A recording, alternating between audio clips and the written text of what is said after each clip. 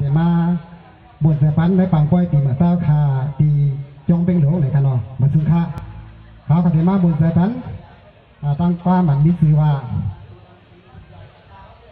ตั้งข้าก่อนค้นฐานไหนกันเนาะเอาค่ะมีส้มค่ะ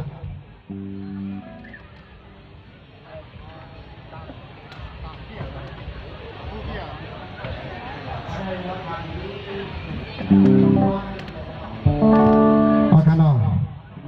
พี่น้องขามาเพียงในปังไกววันเมื่อไหร่ในจอหาได้เป็นนี่มันกะลาก็ตื่นเย็นใจกันกูก็ค่ะเนาะเพราะว่าใครไปนี่เป็นแห้งเอาคามึงซูมปานบ่าวคาได้สังในเอาคาขาได้จุ่มหมอกมีอยู่ตั้งใส่มือค่ะ1ตัวไม่10 บาทได้ค่ะเนาะเอาค่ะในก็เป็นแห้งสาวคานั่นถือว่าเขาคาก็เป็นได้คือสร้างอย่างไรซึ่งกันเลยก็อยู่ที่เอ็นแห้งพี่น้องขามาเพียงในปังไกวกูก็ค่ะเนาะเอาค่ะยิ่งซูมค่ะ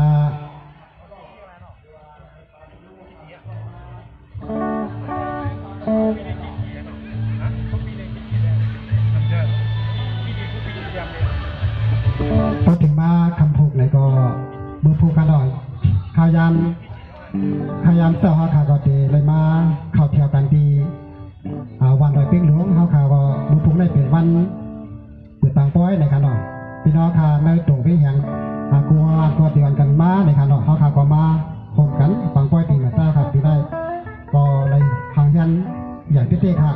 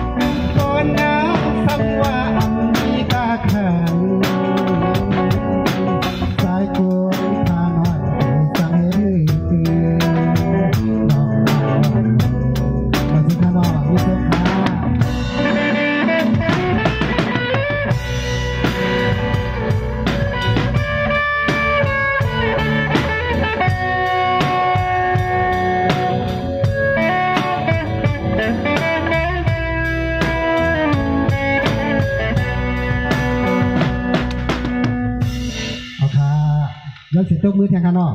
เอาแต่ก็